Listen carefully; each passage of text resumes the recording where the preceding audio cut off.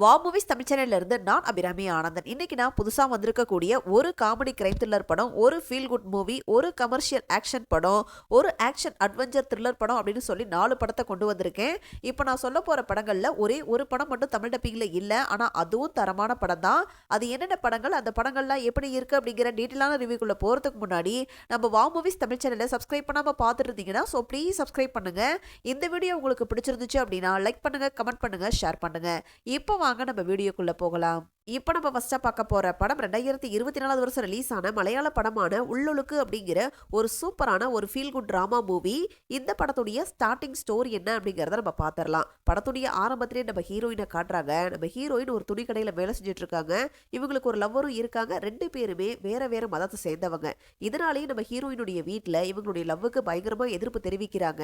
ஒரு கட்டத்துல நம்ம ஹீரோயினுக்கு வேற வழியே இல்லாம வீட்டுல பார்த்த மாப்பிள்ளையவே கல்யாணம் பண்ணிட்டு போறாங்க. கல்யாணம் பண்ணிட்டு போற வீட்டுல பாத்தீங்கன்னா ஹீரோயினுடைய ஹஸ்பண்டும் அவங்களுடைய அம்மா மட்டும் தான் இருக்காங்க. ஹீரோயினுடைய மாமியார் ஹீரோயினை தன்னுடைய சொந்த பொண்ணு மாதிரியே பார்த்துட்டு இருக்காங்க. ஒரு சுச்சுவேஷன்ல நம்ம ஹீரோயினுடைய ஹஸ்பண்டுக்கு ஒரு பெரிய நோய் வந்து படுத்த படுக்கையா ஆயிடுறாரு.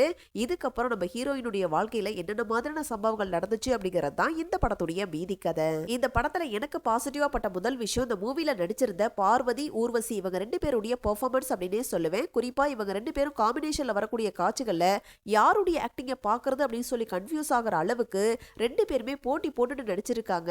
இந்த படமே ஒரு ஸ்லோமன் டிராமா மூவி தான். பட் எந்த இடத்துலயும் ஸ்கிப் பண்ணிட்டு போயிடலாம் அப்படின்னு சொல்லி ஃபீல் பண்ணாத அளவுக்கு இந்த மூவில நடிச்சிருந்த எல்லாருமே ஒரு சூப்பரான ஒரு பெர்ஃபார்மன்ஸே கொடுத்திருக்காங்க.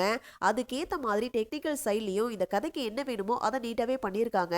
இந்த படத்துல நம்ம ஹீரோயினுடைய வீடு பாத்தீங்கன்னா ஆத்தோரத்துல இருக்கிற மாதிரியான ஒரு வீடு. அதுக்கேத்த மாதிரி ஃப்ளூடு வேற பாதிக்கு வந்து நிரம்பி இருக்கும். அதை சினிமோட்டோகிராஃபி பண்ண விதமா இருக்கட்டும், இல்ல பேக்ரவுண்ட் ஸ்கோரிங்கா இருக்கட்டும், அதெல்லாம் நீட்டாவே இருந்துச்சு. இந்த படத்துல பல காட்சிகள் நல்லா எமோஷனலாவே கனெக்ட் ஆச்சு. பர்டிகுலரா கிளைமேக்ஸ் காட்சிகளா இருக்கட்டும், இல்ல ஹீரோயினும் ஊர்வசி பேசிக்கக்கூடிய காட்சிகளா இருக்கட்டும், எல்லாமே சூப்பராகவே எமோஷனலா கனெக்ட் ஆச்சு. ஓவராலா பாத்தீங்கன்னா இந்த படம் ஒரு தரமான படம் தான். ஆனா யாருக்கு அப்படின்னு கேட்டீங்கன்னா, இந்த மலையாள ஃபீல் குட் டிராமாலாம் பார்க்க பிடிக்கும் அப்படின்னு சொல்ற ஆடியன்ஸுக்கு இந்த படம் ஒரு தரமான படமாவே இருக்கும். கண்டிப்பா ட்ரை பண்ணி பாருங்க. இந்த மூவியை நீங்க பார்க்கணும் அப்படின்னு நினைச்சீங்கன்னா நெட்ஃபிளிக்ஸ்ல அவைலபிளா இருக்கு. ஆனா தமிழ் டப்பிங்ல இல்ல. இங்கிலீஷ் சப்டைட்டில்ஸோட பார்க்கணும் அப்படின்னு நினைக்கிறவங்க ட்ரை பண்ணுங்க. அடல் கண்டென்ட்டை பொறுத்த வரைக்கும் இந்த படத்துல மைல்டா ஒரு சில காட்சிகள் இருக்கு. ஸோ அதுக்கேற்ற மாதிரி நீங்க பிளான் பண்ணிக்கிங்க. இப்போ நம்ம 2வதா பார்க்க போற படம் தமிழ் படமான ரிவால்வர் ரீட்டா அப்படிங்கிற டார்க் காமெடி கலந்த ஒரு கிரைம் த்ரில்லர் படம். இந்த படத்துடைய ஸ்டார்டிங் ஸ்டோரி என்ன அப்படிங்கறத நம்ம பாத்திரலாம். படத்துடைய ஆரம்பத்திலேயே பிரபாகரன் அப்படிங்கிற ஒரு நபரை காட்டுறாங்க. இந்த நபர் அவர் 30 வருஷமா சம்பாரிச்ச 2 கோடி ரூபாய் பணத்தை ஒருத்தர்கிட்ட கொடுத்து லேண்ட் வாங்கியிருக்காரு. அது ஒரு ஃபேக்கான லேண்ட், அதாவது வேற ஒருத்தருடைய லேண்டை ஏமாத்தி இவர் தலையில வித்துட்டு போயிருக்காங்க. இந்த ஒரு சோகத்தினால அந்த நபர் சூசைட் பண்ணி இறந்து போயிட்டாரு. இப்போ இந்த ஒரு சீனை கட் பண்ணி அடுத்த சீன்லயே பாண்டிச்சேரியிலேயே ஒரு மிகப்பெரிய ஒரு ரவுடியா இருக்கக்கூடிய டிராகுலா பாண்டியன் அப்படிங்கிற ஒரு நபரை காட்டுறாங்க. அவருக்கு டிராகுலா பாபி அப்படிங்கிற ஒரு பையனும் இருக்காங்க. இப்போ இந்த டிராகுலா பாண்டியனுக்கும் ஒரு அரசியல்வாதிக்கும் தகராறு வந்ததுல அந்த அரசியல்வாதியுடைய தலையை டிராகுலா பாபி இருக்காரு இல்லையா, அவரு வந்து வெட்டி வீசி அவருடைய தலையை அவங்களுடைய தம்பிக்கு வந்து பரிசா கொடுக்கறாரு.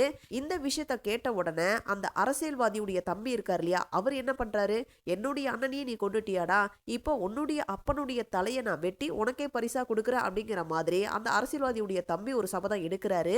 இந்த 2 சம்பவத்துக்கும் என்ன தொடர்பு, இதுல ஒரு சாதாரணமா ரெஸ்டாரண்ட் வச்சு நடத்திட்டு இருக்கக்கூடிய நம்ம ஹீரோயின் இந்த பிரச்சனைக்குள்ள எப்படி உள்ள வராங்க அப்படிங்கிறது தான் இந்த படத்துடைய மீதி கதை. இப்போ நான் சொன்னதை கேட்டு படத்துடைய கதையை நான் ஃபுல்லாக சொல்லிட்டேன் அப்படின்னு சொல்லி ஃபீல் பண்ணாதீங்க. ஏன்னா படம் ஆரம்பித்த 4 நிமிஷத்தில் என்ன நடந்துச்சு அப்படிங்கிறத நான் உங்களுக்கு சொல்லியிருக்கேன். படத்துடைய டியூரேஷன் என்னமோ 2.25 மணி நேரம். இதுக்கப்புறம் என்ன நடந்துச்சு அப்படிங்கிறத நீங்கள் படத்தை பார்த்தே தெரிஞ்சுக்குங்க. இந்த படத்தில் எனக்கு பாசிட்டிவாக பட்ட முதல் விஷயம் படத்துடைய கதைக்களம் அப்படின்னே சொல்லுவேன்.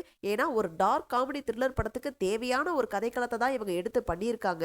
பட் அதை இவங்க ஸ்க்ரீன் பிளே பண்ண விதத்தில் தான் பயங்கரமாக கோட்டை விட்டுட்டாங்க. ஏன்னா படத்துடைய ஸ்க்ரீன் பிளேவை பொறுத்த வரைக்கும் படம் ஆரம்பிச்சதுல இருந்து த்ரூ அவுட் கிளைமேக்ஸ் வரைக்கும் எந்த இடத்துலையுமே துளி சுவாரஸ்யம் கூட இல்லை. ஒரு இடத்துல கூட காமெடி பெருசா ஒர்க் அவுட் ஆகவே இல்லை. படத்துல நம்ம ஒரு கட்டத்துக்கு மேல இதுதான் நடக்க போகுது அப்படின்னு சொல்லி கெஸ் பண்ணியிருப்போம்.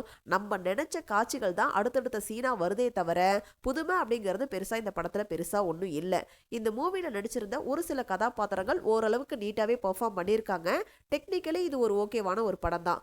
ஓவராலா இந்த படம் எப்படி இருக்கு அப்படின்னு கேட்டீங்கன்னா ரொம்பவே ஒரு ஆவரேஜான படம் தான். இன்ட்ரெஸ்ட் இருக்கு அப்படிங்கிறவங்க ட்ரை பண்ணி பாருங்க. இந்த மூவியை நீங்க பார்க்கணும் அப்படின்னு நினைச்சீங்கன்னா நெட்ஃபிளிக்ஸ்ல அவைலபிளா இருக்கு, தமிழ்லயே இருக்கு. அடல் கண்டென்ட்லாம் இல்லை, நீங்க ஃபேமிலியோடயே பார்க்கலாம்.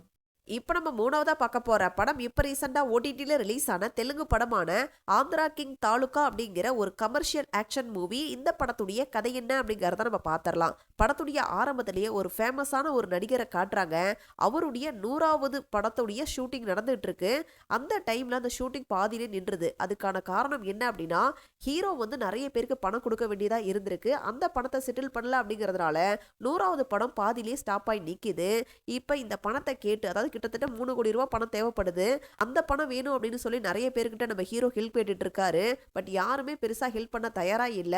ஒரு ப்ரொடியூசர் கிட்ட கால் பண்ணி கேட்டா அவரு என்ன சொல்லிடுறாரு, என்னுடைய பையனை வச்சு ஒரு படம் எடுக்க போறேன். அந்த படத்துல ஒரு முக்கியமான ஒரு ரோல் இருக்கு, அதை நடிச்சீங்கன்னா நான் இந்த பணத்தை கொடுக்குறேன் அப்படிங்கிற மாதிரி சொல்றாரு. என்ன பண்றதுன்னு தெரியாம முழிச்சிட்டு இருக்கும்போது நம்ம ஹீரோவுடைய அக்கௌண்ட்டுக்கு ஒரு பேங்க்ல இருந்து, அதாவது வில்லேஜ்ல இருக்கக்கூடிய ஒரு பேங்க்ல இருந்து 3 கோடி ரூபாய் பணம் வந்து கிரெடிட் ஆயிருக்கு. யார் இந்த பணத்தை நம்ம ஹீரோவுக்கு டிரான்ஸ்ஃபர் பண்ணாங்க, அதுக்கு பின்னாடி இருக்கக்கூடிய காரணம் என்ன அப்படிங்கிறது தான் இந்த படத்துடைய மீதி கதை. இந்த படத்துல எனக்கு பாசிட்டிவா பட்ட முதல் விஷயம், இந்த படத்தை ஆரம்பிச்ச விதம் ஓரளவுக்கு நீட்டாவே இருந்துச்சு. அதுக்கேத்த மாதிரி மிடில் போர்ஷன்ல பாத்தீங்கன்னா ஒரு சில காமெடி நல்லாவே ஒர்க் அவுட் ஆச்சு. அதாவது இந்த தியேட்டரை கட்டணும் அப்படின்னு சொல்லி ஒரு பிளான் போடுவாங்க. அந்த இடத்துல காமெடி ஓரளவுக்கு நீட்டாவே இருந்துச்சு. ஹீரோயினுக்கும் ஹீரோவுக்கும் நடுவில் இருக்கக்கூடிய அந்த கெமிஸ்ட்ரி ஓரளவுக்கு சூப்பராகவே ஒர்க் அவுட் ஆயிருந்துச்சு. இந்த மூவில நடிச்சிருந்த எல்லாருமே ஒரு நீட்டான ஒரு பர்ஃபார்மன்ஸே கொடுத்துருக்காங்க. டெக்னிக்கலி இந்த படம் ஒரு தரமான படம் தான். சினிமோட்டோகிராஃபியா இருக்கட்டும், இல்ல பேக்ரவுண்ட் ஸ்கோரிங்கா இருக்கட்டும், ஓரளவுக்கு நீட்டாவே இருந்துச்சு. இதெல்லாம் இந்த படத்துடைய பாசிட்டிவ். அப்படின்னா இந்த படத்துல என்னதான் பிரச்சனை அப்படின்னு கேட்டீங்கன்னா, படத்துல லாஜிக் மீறல்கள் எக்கச்சக்கமா இருக்கு. நடைமுறைக்கு சாத்தியம் இல்லாத நிறைய விஷயங்களை இந்த படத்துல நீங்க பார்க்க முடியும். இந்த படம் வந்து ஒரு ஃபுல் அண்ட் ஃபுல் ஒரு கமர்ஷியல் படமா தான் எடுத்திருக்காங்க. படத்துல எமோஷனல் அப்படிங்கிறது பெருசா ஒர்க் அவுட் ஆகவே இல்லை. காமெடியும் நான் சொன்னேன் இல்லையா ஸ்டார்டிங்ல, அந்த 1-2 காமெடியை தவிர பெருசா காமெடியும் ஒர்க் அவுட் ஆகல. ஓவராலா இந்த படம் யாருக்கெல்லாம் செட் ஆகும் அப்படின்னு கேட்டீங்கன்னா, லாஜிக்லாம் நான் சுத்தமா பார்க்கவே மாட்டேன். அதுவும் தெலுங்கு கமர்ஷியல் படங்கள்லாம் நான் விரும்பி பார்ப்பேன் அப்படின்னு சொல்ற ஆடியன்ஸா நீங்க இருந்தீங்கன்னா ஒரு ஒன் டைம் ட்ரை பண்ணி பார்க்கலாம். மற்ற ஆடியன்ஸ் என்ன பார்க்கறது அப்படின்னு கேட்டீங்கன்னா, இந்த வருஷத்துல வந்த சூப்பரான நிறைய படங்கள் அப்படின்னு சொல்லி நான் நிறைய லிஸ்ட் எல்லாம் போட்டிருக்கேன். அந்த வீடியோக்களை வேணா பாருங்க. அதுல ஏதாவது படம் நீங்க பார்க்காம இருந்தீங்கன்னா ட்ரை பண்ணி பாருங்க.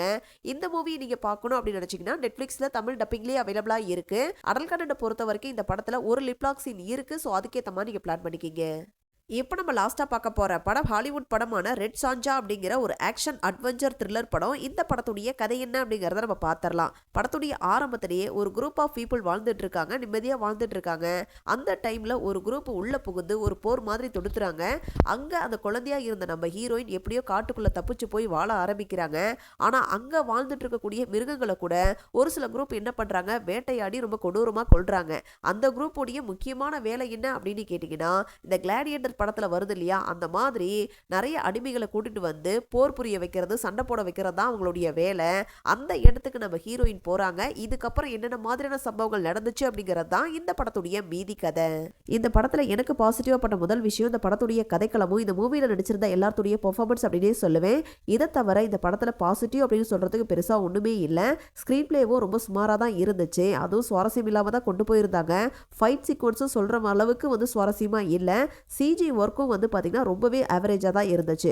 ஓவராலாக பார்த்தீங்கன்னா இந்த படம் ஒரு பிலோ ஆவரேஜான படம் தான். உங்களுக்கு இந்த கிளாடியேட்டர் மாதிரி கதைக்களம் உள்ள படங்களை எல்லாம் நான் விரும்பி பார்ப்பேன் அப்படின்னு சொல்கிற ஆடியன்ஸாக நீங்கள் இருந்தீங்கன்னா, பொழுது போகல அப்படின்னா ஒரு ஒன் டைம் ட்ரை பண்ணி பார்க்கலாம். இந்த மூவியை நீங்கள் பார்க்கணும் அப்படின்னு நினச்சிங்கன்னா லைட் ஸ்கேட் பிளேல தமிழ் டப்பிங்லேயே அவைலபிளாக இருக்குது. அடல் கண்டென்ட்லாம் பெருசாக இல்லை, நீங்கள் ஃபேமிலியோடையே பார்க்கலாம். இதே மாதிரி சூப்பரான படங்களை பற்றி நீங்கள் தெரிஞ்சுக்கிறதுக்கு மறக்காமல் வாவ் மூவிஸ் தமிழ் சேனலை சப்ஸ்கிரைப் பண்ணுங்கள், லைக் பண்ணுங்கள், ஷேர் பண்ணுங்கள், கமெண்ட் பண்ணுங்கள். தேங்க்யூ.